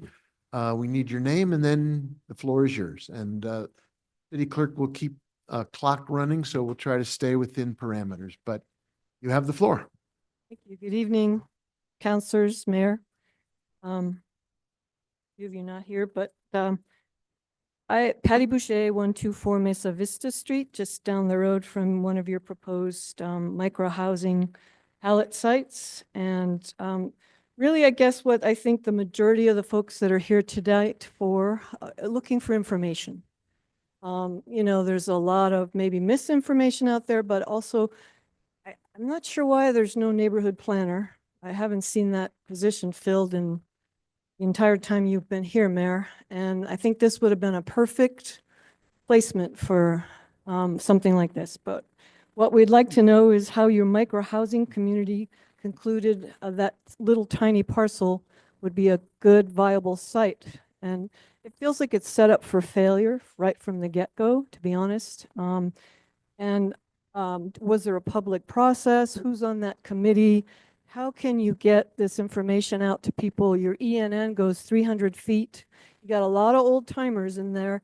You're kind of a greater Agua Fria association that they don't have the information they need to even really in any way be supportive, because when you drive there, the only time you even notice that little lot is you're stopped at the the traffic light at Agua Fria. And it's like you see weeds and you see a utility pole, like, with the guy wires and no access, no ingress, egress. People are like, how's this going to work? Now, I would like to think that these pallet houses are going to work. Who knows? That remains to be seen. So questions I have are, have any of you been out to see that site? Everybody here has? Can you raise your hand if you've been out to see that site? You know, we don't engage in back and Can forth. you raise your hand? during this. Okay. So what's the square footage of the lot? Can we get a map indicating all city-owned lots? Let's see, what other District 1 sites? As you know, the only programs that deal with the unhoused are in District 1 already. We've got the 3 main ones. So what does that mean? I know you have to be equitable and go all over the city. What about the lot next to the fire station by Fort Marcy? That was suggested by Mr. Montano up there. I know Northwest Quadrant's not on a bus line. Laragote Park might have some land near there. Midtown, severely disappointed that you all sold off 6 lots in a fire sale, but that's another topic for discussion that probably shouldn't go on too much. The other thing I think I've heard from folks is, when we have to put a shed on a residential lot, we're required to have it hidden from sight, I believe. It's never been something that, and it's difficult to actually get a permit. We're at time. Okay, that's about all I got to say at this point. Thank you. Thank you. Yes. My name is Tony Nelson, and I live in District 1 across the street from the proposed Agua Fria pallet home location. I know you're not taking a vote today, but my neighborhood is on the short list, and my neighbors and I feel like we need to let our feelings know before it's too late. I think it's clear that the homeless crisis in Santa Fe is out of control. I don't think anyone who's driven around the city could argue with that. The city should also realize that promises about the homeless facilities in the city have been broken in the past. So when it's stated that the pallet shelters are temporary, I am pretty skeptical of that. It's often said that trust has to be earned, and I don't feel that the city has earned enough trust on this topic to put homeless facilities directly in the midst of our middle and working class neighborhoods. All I'm asking is that these pallet homes not be put in existing residential neighborhoods. There are suitable city-owned commercial or industrial properties elsewhere in the city that are not next to people's homes or schools. Many of my neighbors are elderly and don't really deserve this level of stress or uncertainty. I know there's a philosophy behind the approach to place these pallet homes in our neighborhoods, but frankly, this feels a lot like an experiment rather than something guaranteed to succeed. In addition, the Micro Community Advisory Board, which has the power to choose the sites, is comprised of people who will benefit from these facilities, such as aid organizations. This seems like a huge conflict of interest. Ask any real estate agent and they will tell you that trying to sell a home next to a homeless development will not only lower the sale price of the home, but it will also make it much harder to sell. My home is my biggest investment and I put everything I had just to make the down payment. I've been working since I was 16 without a break. If my home value goes down due to actions of the city, that means I have to work longer. Does that seem fair? Let's all take a step back and remember the promises of city shelters and consider that it's very likely that this experiment will fail. Let's also ask if we really want to subject our working and middle class to this kind of stress and uncertainty. Please do not put these in our residential. Thank you. Thank you very much.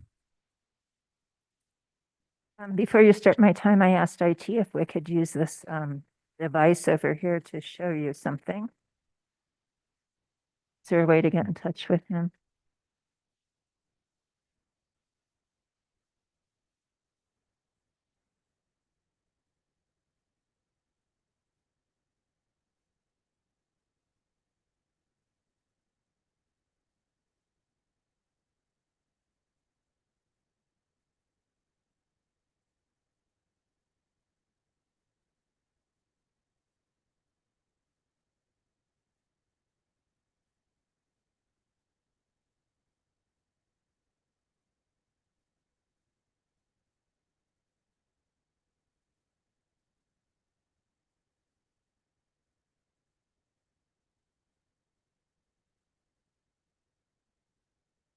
I'd like to put it on the screen so you all can actually see it. Michael, can you turn on the, can't remember what it's called, but the camera to the left of the podium? Her camera is the dock camera actually on? I don't think it's Yes. on. It is on. Not showing up on my side.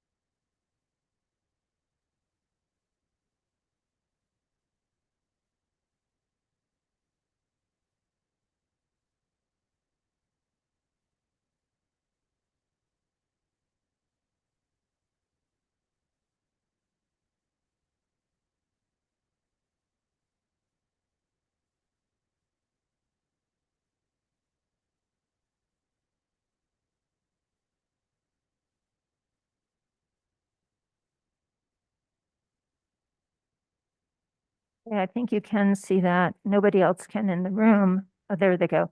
And I'm apologize, it's on the.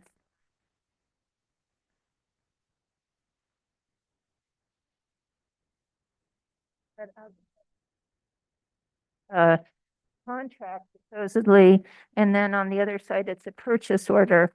What it says is, this is for Fitness Superstore, all equipment from Salvador Perez to storage container on site. Doesn't say anything about returning it to the place it was in 2018, which is the city's position.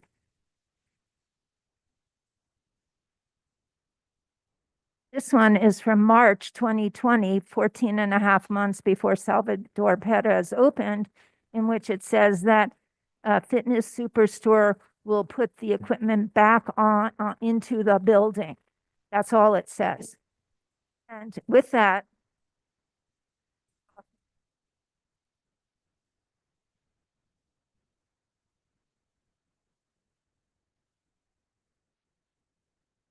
but there is no date. It says date, no data. I can't even see who it was sent to. There's no way of knowing what it was for, although it was attached to the March 2020. And again, this is the kind of crap that I'm getting from the hired gun that we're paying, what, $300 an hour to? This is a waste of city resources. This is what's supporting their position that Fitness Superstore had an agreement to move the equipment back in, and that they were going to be responsible for placing it in a professional way, and that somehow their expertise was going to be relied on by the city. You don't have any documentation to support it. You'd have no reasonable care. You can't show reasonable care. You can't show it without documents. And so what are we doing? Spending time, spending money on a lawyer who won't admit that they have already gotten from Fitness Superstore that they have no plan to set it up for 2018 or 2021. What do we need here?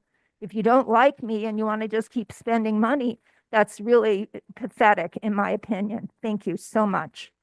Thank you. Let's reset the clock, Hi, and you have the floor. thank you so much. And first, I'd like to say thank you to everybody for all of your service taking care of us in Santa Fe. And I'm here, I really just heard about this. We do need your name. Okay, I'm Mercedes Marchand.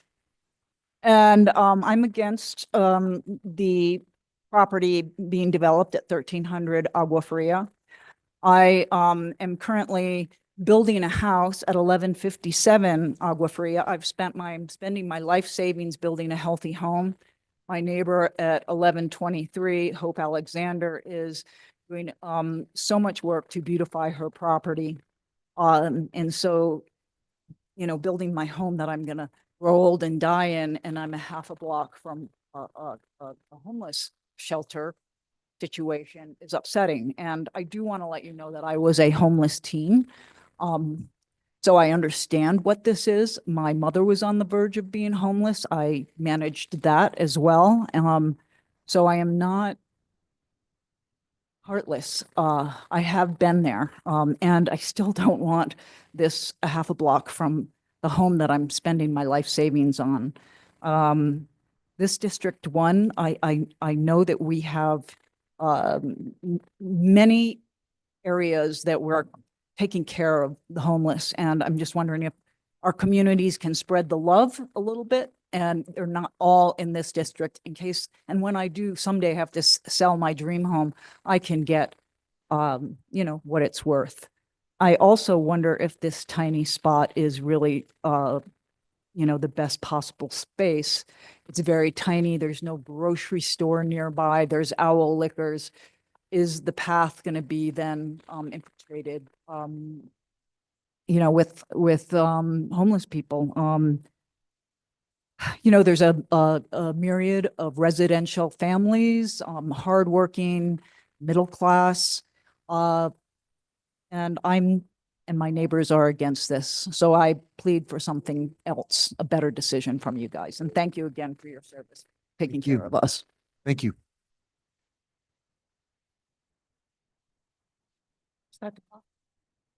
Hi, my name is Anna Gonzalez. Thank you all. Can you tip that mic down a little? Name is Anna Gonzalez. Thank you all for being here. I've lived in the neighborhood my whole life. I was born there. I own 2 houses there on Hickok Street.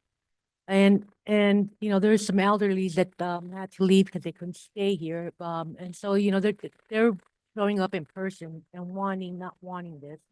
And I don't think any neighborhood wants this, but we could think of better places to put this. And I know firsthand because I have a niece who died in front of me. And so I do care. But I think that we need to put our minds together and rethink this, and maybe we could come up with some better solution than putting homeless inside of neighborhoods. We already have a problem with homeless at Owl's Liquor Store. I live there. I rent one of my houses to a vascular surgeon where there was a lady coming out that wanted to shoot us. The police never showed up till 11 o'clock at night. You can look at your records. I have a record of it. So we need to put our heads together and figure out a better area for this. Thank you. Thank you. Madam Clerk, there you go. Thank you. Yes, you have the floor. Thank you so much. My name is Kat Kincaid, and again, I thank you for your attention to this issue as well. I live on Agua Fria Street at 1700, and I am in favor of this site being looked at as a possible site.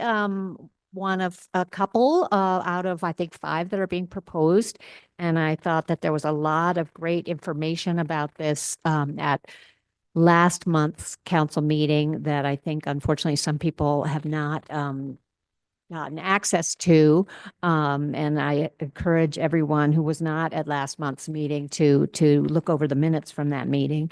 It started with, how the pilot micro community at Christ Lutheran has been such a success, and outlined the process for deciding what the sites are going forward. That community meetings are a first step, and I definitely encourage the counselors to convene those meetings as quickly as possible, because obviously it's easy for people to get concerned if they don't have good information.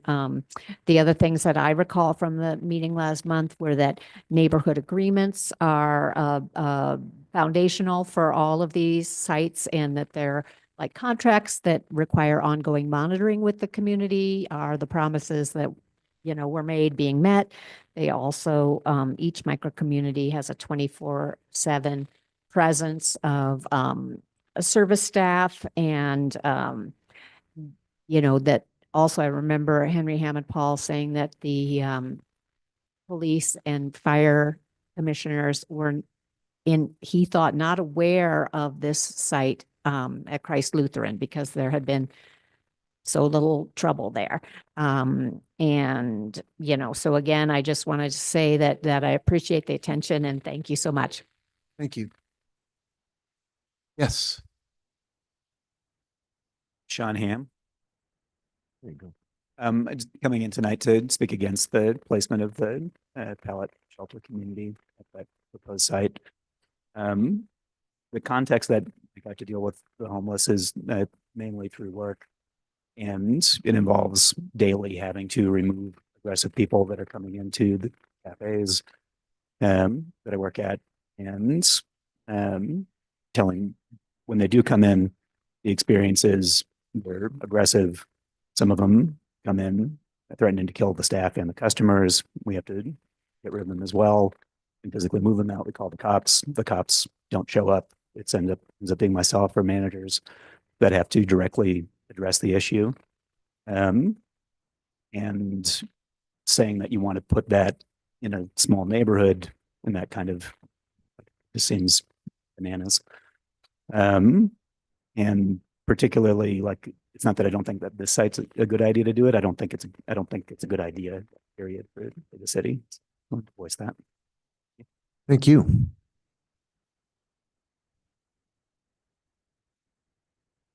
Your turn. You have the floor. Thank you. My name is Burch Gundor, also known as Sach Prakash. I have a business right around the corner. We're on 1400 Agua Fria. It's a jiu-jitsu and yoga studio.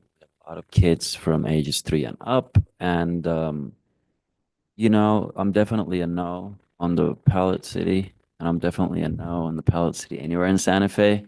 Just like Sean was saying that I have also encountered many people. And for me, I can defend myself and I can hold my own. And for other people that can't, this doesn't seem like a great idea, especially if we're trying to build a safe city. On top of that, we did email and request different things for the kids, like a crosswalk. There's no sidewalk on Agua Fria, and where this pallet camp would be, there's no side. So we're crawling on this tiny sidewalk, and we will be now crawling into the homeless shelter to get to the park for the kids' spring break and summer camps. So it's definitely not making sense. But I would love to be in service of this cause and decision making in this community, because I do love my veterans and I do love my homeless people as much as anyone else that comes to my business. So but definitely safety first for the kids. Thank you. Thank you very much.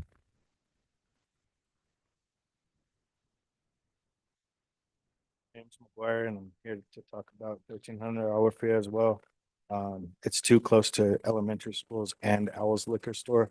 I don't think it's a good location. Thank you.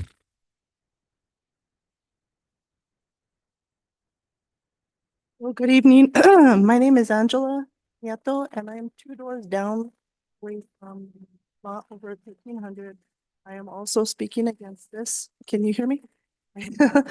I'm also not for this. My property has been in my family.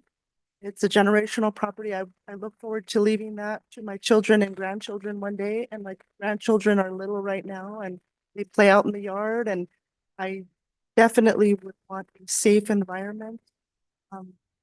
And some of these people that are, in these encampments are not mentally stable.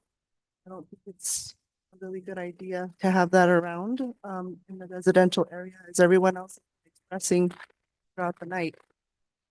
Also, I understand it's our veterans that you're considering putting in there. And our veterans, I feel they have served our country and maybe they deserve better. I understand in another state that they're putting up migrants in hotels and giving them free Medicaid and food and things like that. Maybe we should do something like that, for our veterans. Thank you for your time. Thank you.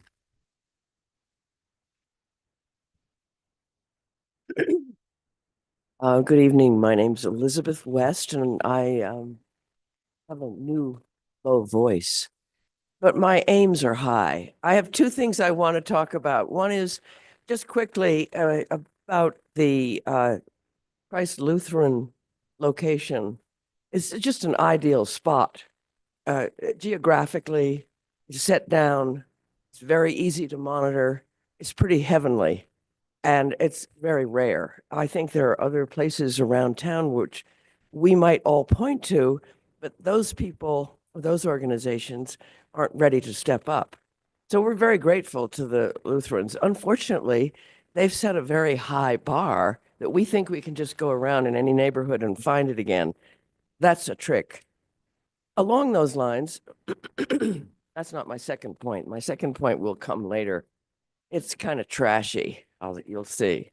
But anyway, my second part of this first point is that when we're thinking of what we can do for these folks who do need our help, we also want them to help us. And a friend of mine, I can talk to you individually and personally and give you names. But for tonight's purpose, I want to just say that he no longer lives here. He and his family moved elsewhere, but he worked with homeless folks, people who are having trouble adjusting to our society, etc. But he was a big burly guy, very jolly. He had 5 pianos in his house, typical Santa Fe eccentric person, a good guy. And he said, when they come in, I look at them individually and I care about these people. But if they pee on the walls, if they throw the food on the floor at a serving place, I ask them not to do it, or would they please leave? Well, the other thing is, I love the trash pickup, but in my South Capitol area, it's gotten really tricky. They produce a great map, a great calendar, and I want to acknowledge that. But there have been recent horrible messes with their learning. I think there's a new bunch learning. I hope that's accurate. I mean that to be polite. Sorry. Thank you. Thank you. Good evening. My name is Thomas Hughes. I was born here, living on Garcia Street. General contractor, can't afford to live on Garcia Street. Bought an infill lot on Hickox.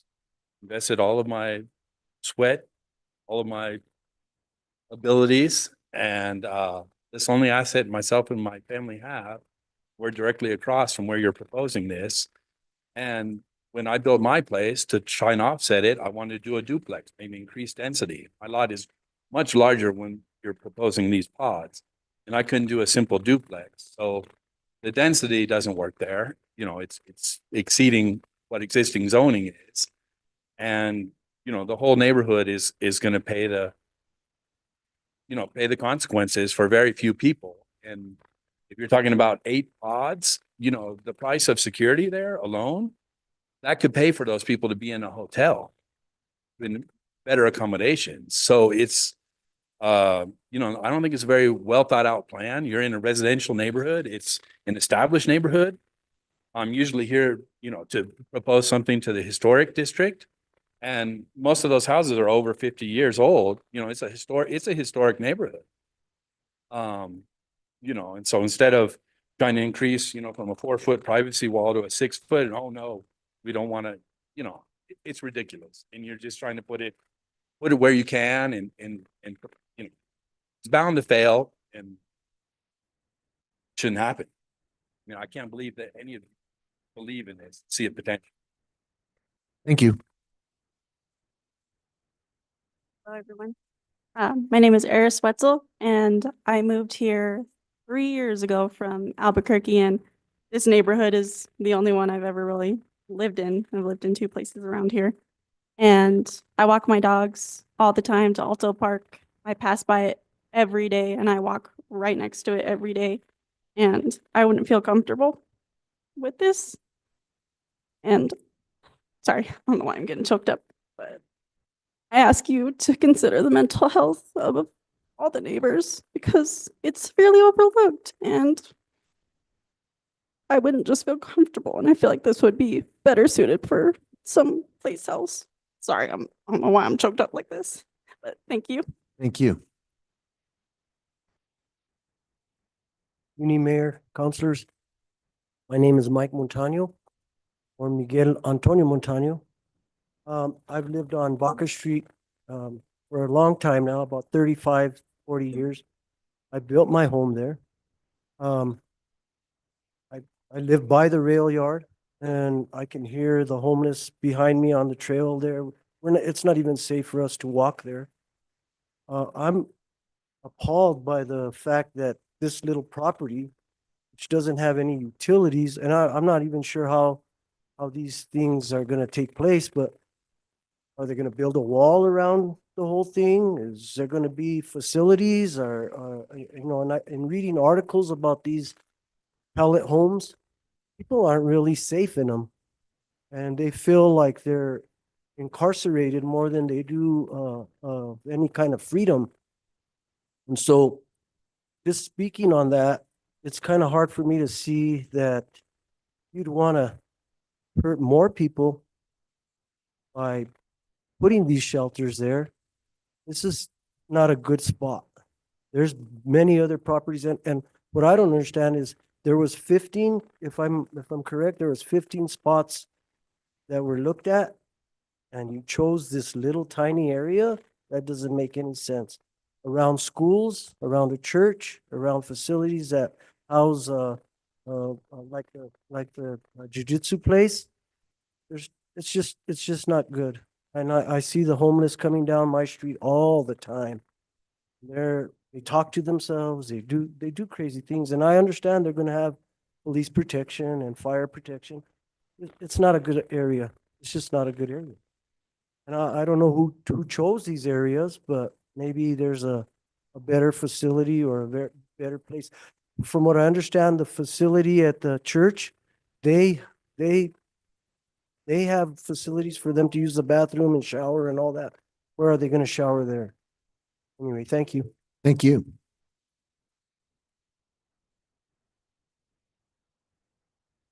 Hello. The need for homeless shelter is obvious to everyone. We see the evidence. Sir? At the city. We do need your name, sir, for the record. Is it good now? Yeah, but we also need your name. Oh, of course. I'm sorry. James Hughes. I live on Hickok Street, very near this. Thank you. So the shelter need is obvious.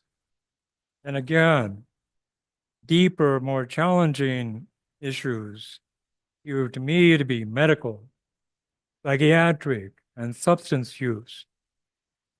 Little plastic houses scattered in residential neighborhoods solve nothing. They will merely spread homeless problem. I think the city's proposal is mostly political theater, which will threaten the peace and prosperity of my neighborhood. I love my neighbor. And neighbors on my neighborhood. Thank you.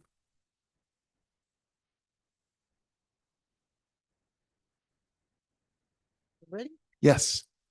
Hi, my name is Ellen Sackett, and I'm a business owner in the downtown area, and I used to live off of Airport Road and moved where I am now, which is on the back side of this area that you're proposing to put this encampment. Actually, so when I actually put the address in my GPS, it showed that I was 400 feet away from it. And that was until I realized that that was on the Agua Fria side. I'm on the Hickok side. I am 20 feet away from the backside of this proposal. I share everyone's feeling that this isn't a great neighborhood to be putting this, but I will say this, one of the reasons, and I haven't heard anybody mention it, is the traffic flow, because Hickox at that point is one way, and people have to make their turns to go left, to go right. It's going to be a traffic jam if there are people wandering around in that area. It's, as it is, we have to negotiate that. I'll also like to speak just very briefly. My landlord is not here tonight because he's out of town, but he owns the 3 properties where I live. And he has invested his life into these areas to make it beautiful. He's put solar on top of the roofs. He's even got an electric charger if somebody ended up with some kind of electric car. I mean, he's forward thinking and has invested so much to make these properties beautiful. And it would just completely destroy his property values, I think, to put this in at this point. So I feel for him as well. And also that area, that little area is a big cut through. That's what Eris was talking about. That's what we use that area for. Thank you for your time. Thank you for listening. Thank you very much.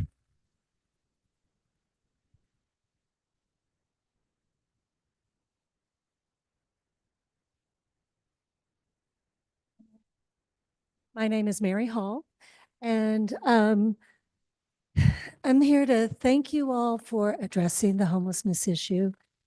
These are our neighbors. They've had something befall them, something's happened, a series of things. Our state, our country, since the 1980s, slashed support for mental health services that normally would have supported a lot of these people. And I am so proud to be part of a city that is stepping up and saying we're going to support them. They are frightening. Sometimes it can be very frightening, and sometimes it can be very rewarding helping them. I am a volunteer with St. Elizabeth Shelters programs, with some other programs here in town. I've volunteered a little bit at the pallet homes. And even before that, lives get turned around, such as the speaker who said she had been homeless as a teenager. And I'm really proud that Santa Fe is trying to step up. If we don't do anything, whether it's temporary pallet homes, whether it's hotel rooms, whatever, if we continue to ignore it and just leave them on the streets, it will get worse. The peeing on the walls, as one person said, we have no bathrooms. Where are they supposed to go? Trash. Cities all over the US take out trash cans. Where are you supposed to put your trash if there is no trash can, because it gets filled up with whatever and we don't have the money in the city to take care of the trash? I encourage all the counselors to move forward with your step in the process of having your town halls. Councilwoman Faulkner, thank you for working on scheduling that. The sooner you can do that and start talking within the districts and getting news and information out there. Thank you for working on this, and I do not envy your decision. But thank you. Thank you very much.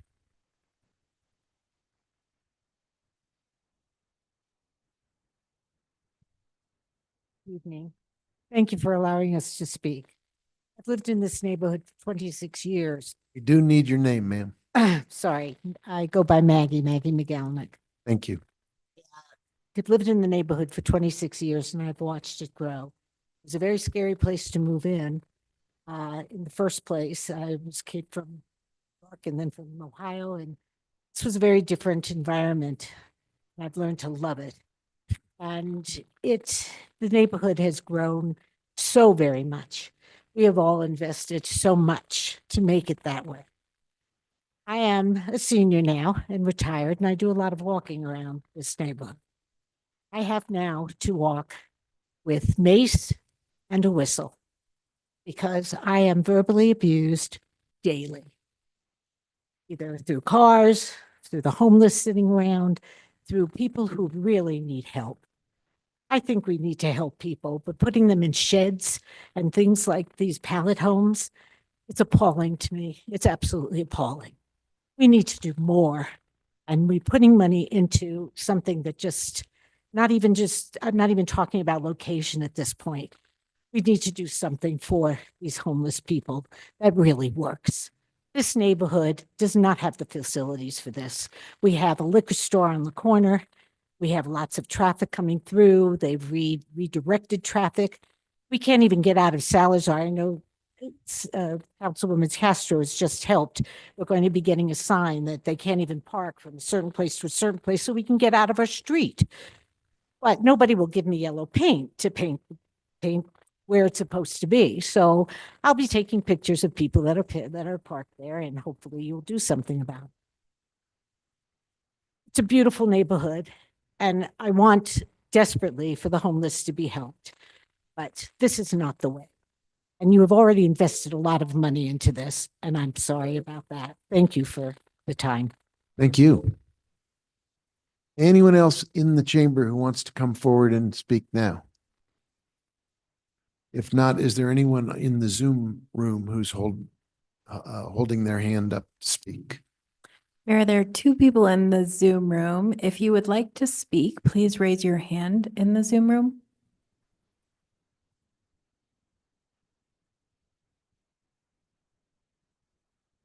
No one has raised their hand. No one is raising their hand in the Zoom room. Give them one more shot just to make sure that the technology isn't failing.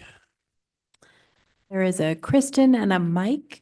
If you would like to speak during petitions from the floor, please raise your hand.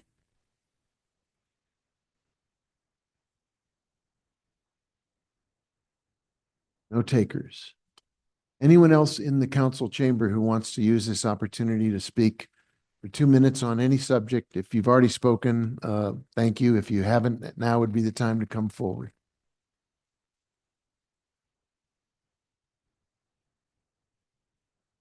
Very good. I think we have completed the petitions from the floor period. Councilor Castro, you have an announcement you wanted to make? Sorry, yeah, I neglected to let folks know that I do have a town hall coming up on April 24th at the Genoveva Center at 5 p.m. and I will be sending out an email to let folks know. Great. Thank you. We'll do that. We'll put that in the category of council members having a chance to speak. Any other business from the governing body? Anything left on the agenda, Madam Clerk? No, Mayor. In that case, thank you everybody for coming. We are now adjourned. Appreciate you.